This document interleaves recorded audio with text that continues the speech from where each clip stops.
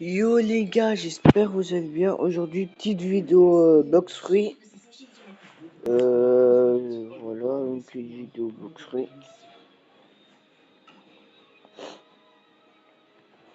C'est parti.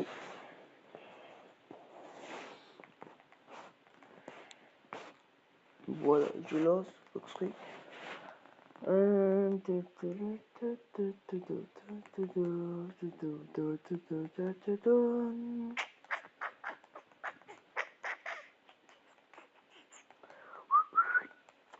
Purée, je ne sais plus quoi faire. Je n'ai plus de poids de tête.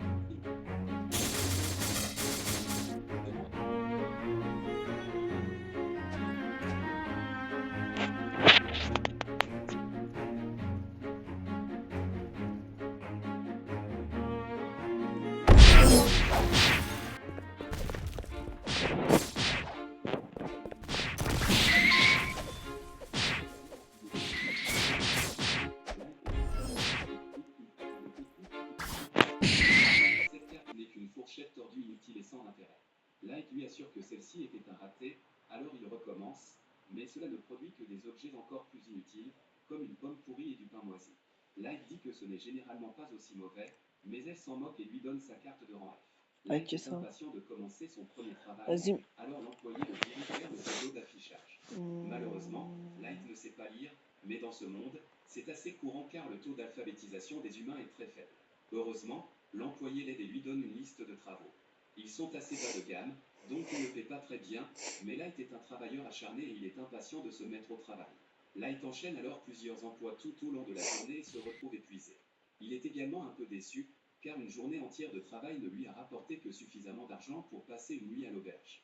Cela ne pose toutefois pas trop de problème à notre héros, car Light a retrouvé quelque chose de comestible dans son achat. À ce moment-là, les hommes verts poussent au début de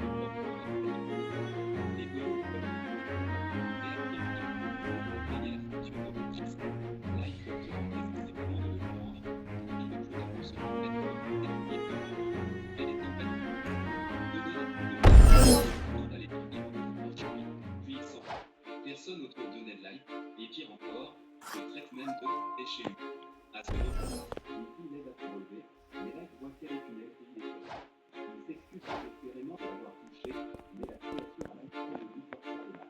Light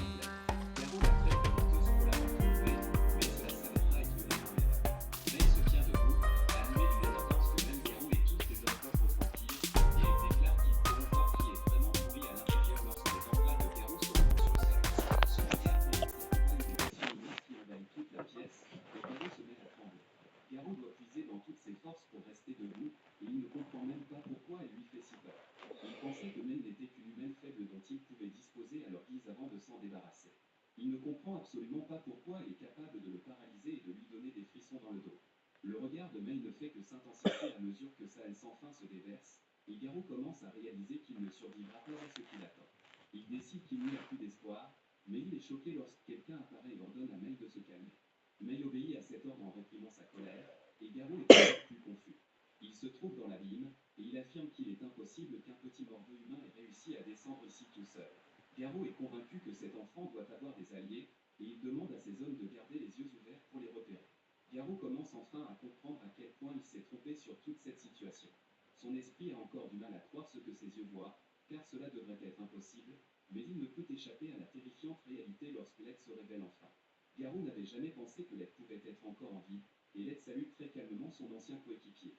Avec un sourire modeste sur le visage, Led explique avec désinvolture qu'il est là pour se venger, avec 3 ans d'intérêt.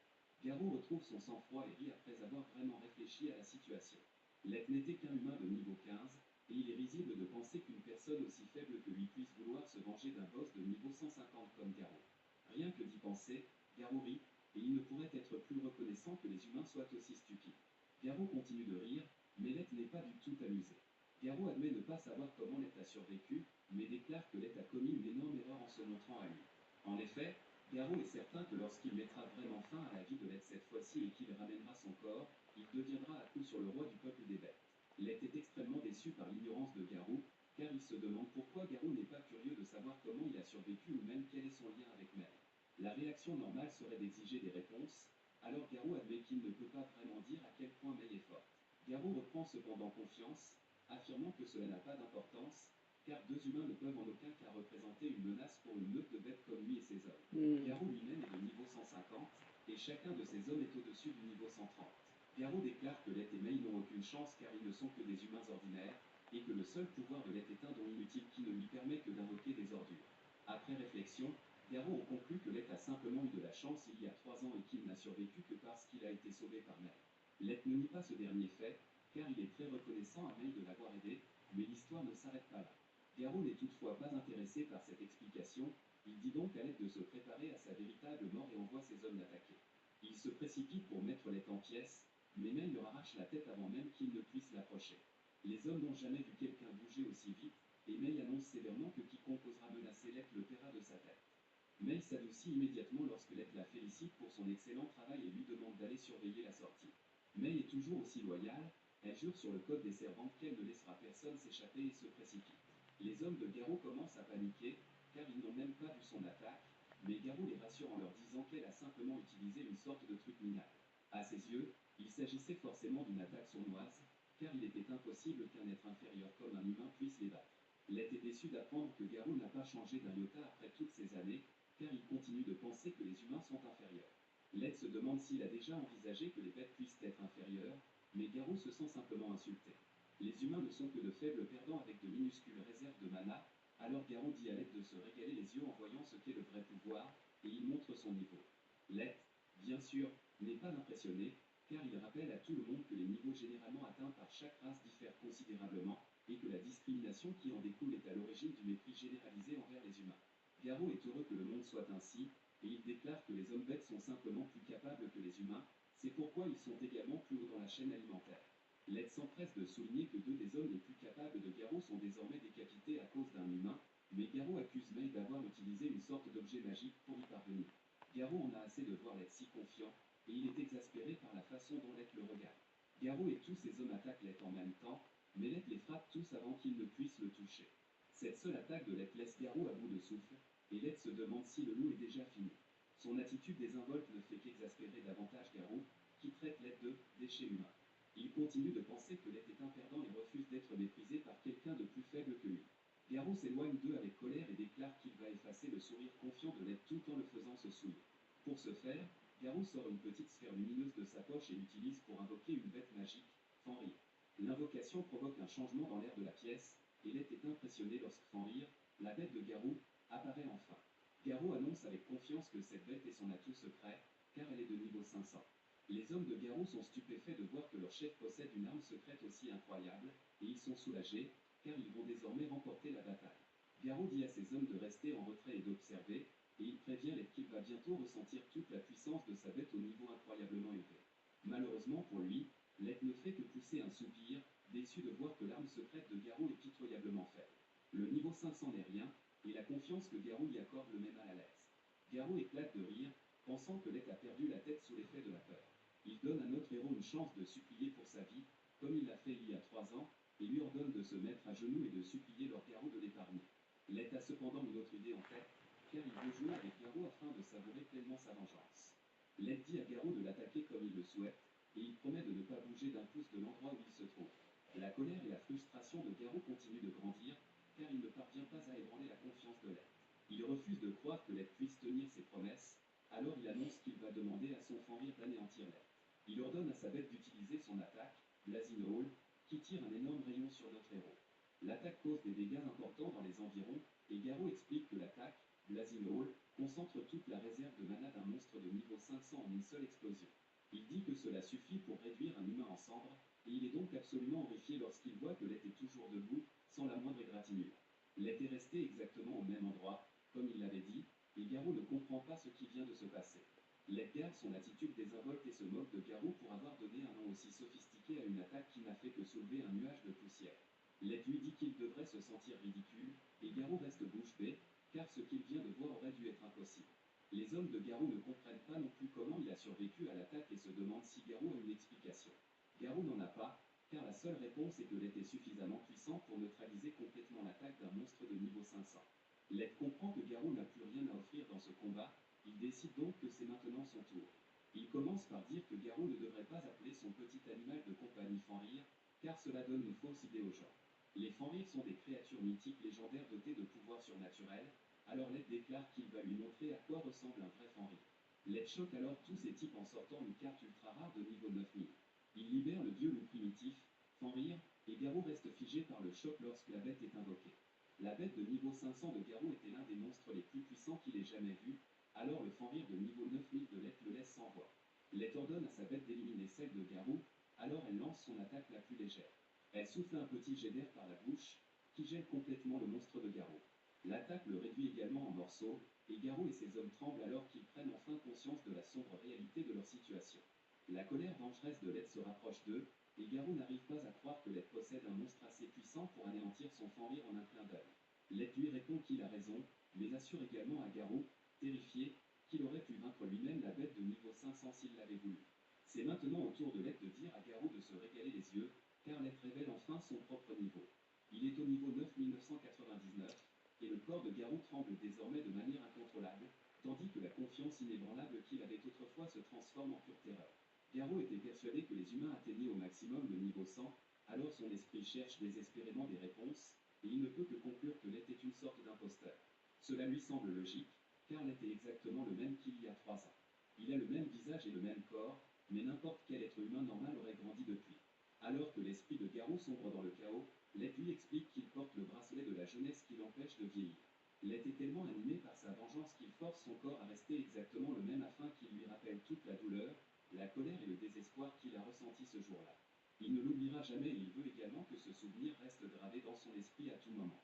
Garou accepte le fait que c'est le vrai Lett, mais cela n'a jamais vraiment eu d'importance. Garou sait désormais que c'est lui qui n'avait aucune chance, car Lett est une véritable monstruosité. Garou n'a jamais été confronté à sa propre mortalité auparavant, mais réaliser que sa vie est sur le point de s'achever est absolument terrifiant. Il n'a plus rien à quoi se rapprocher, alors Garou s'effondre complètement et implore le pardon. Il crie qu'il n'avait pas d'autre choix que de suivre les ordres de la Fédération et dit qu'il n'a jamais eu l'intention de faire du mal à Lett. La nature lâche de Garou se révèle enfin à tout le monde lorsqu'il dit que même aujourd'hui, ce n'était pas sa faute, car il ne faisait que suivre le plan élaboré par ses hommes. Bien sûr, ces hommes soulignent que tout cela était son idée, alors Garou s'excuse simplement auprès de Lett d'avoir trahi sa confiance. Il cherche désespérément quelque chose pour sauver sa vie pitoyable, alors il rappelle à Lett tous les bons moments qu'ils ont passés ensemble. Garou dit qu'ils étaient autrefois amis et supplie Lett de l'épargner. Garou, qui se prosterne, ressent un peu d'espoir lorsque Lett lui explique qu'il souhaite en réalité obtenir certaines informations de sa part. Lett veut savoir tout ce que Garou sait sur les maestros, mais malheureusement, Garou n'en sait pas beaucoup. Le groupe avait seulement reçu pour instruction d'en rechercher un, mais Lett veut savoir pourquoi le gouvernement cherche désespérément à les trouver. Bien sûr, Garou n'en a aucune idée, alors Lett exige de savoir pourquoi la Concorde des tribus a quand même essayé de le tuer après avoir découvert qu'il n'était pas un maestro. Garou ne le sait pas non plus, et il admet simplement ne rien savoir. Lett se demande si l'un de ses hommes sait quelque chose, et pouvoir de détecter quand les gens mentent, alors elle les découpe tous en morceaux. Elle déclare que quiconque tente de tromper son maître sera envoyé dans l'au-delà, alors elle dit à Garou de choisir ses mots avec soin. Garou hurle de terreur en voyant tous ces hommes anéantis en un instant, et Let révèle qu'il n'a plus qu'une seule question à poser. Let a montré à Garou ce dont lui et May sont capables, et il veut connaître l'avis de Garou. S'il devait entrer en guerre contre le monde entier, Garou pense-t-il qu'il pourrait gagner? Garou a toujours été fier de sa perspicacité et de son instinct, et Let se demande ce qu'ils lui disent à propos de cette guerre qu'il veut déclencher. Let lui rappelle que May possède l'œil de la vérité qui peut tout voir, et il avertit Garou de ne pas mentir. Garou craint que sa réponse ne lui coûte la vie, mais comme celle-ci est de toute façon en danger, il se sourit. N'ayant plus d'ego pour alimenter son arrogance, Garou choisit ses mots avec beaucoup plus de prudence. Il dit que, compte tenu de l'immense pouvoir dont dispose Let, il est certain que la bataille tournerait à l'avantage de Let dès le début. Cependant, quel que soit le niveau de Let, il n'est qu'une seule personne. Les différentes nations du monde ont passé de nombreuses années à stocker des armes, des armures et des objets spéciaux. Leurs armées sont vastes et leur puissance combinée est incommensurable. Garou dit qu'une fois qu'elles se seront toutes ralliées contre Let, même lui aura du mal à gagner. Let est étonnamment satisfait de cette réponse, car c'était exactement